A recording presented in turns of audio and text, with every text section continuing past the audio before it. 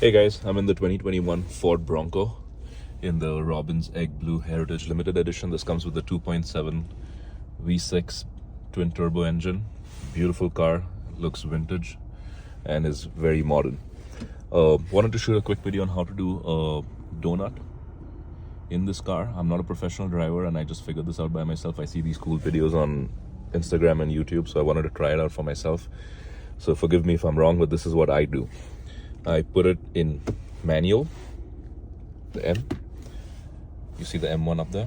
I make sure traction control is off. And you want to make sure that you're in 2 high. I tried this in 4 high, it doesn't work. Make sure you're in 2 high. So traction control off, manual. Then you turn the steering wheel and I guess you just gas it. And away we go. As you can see.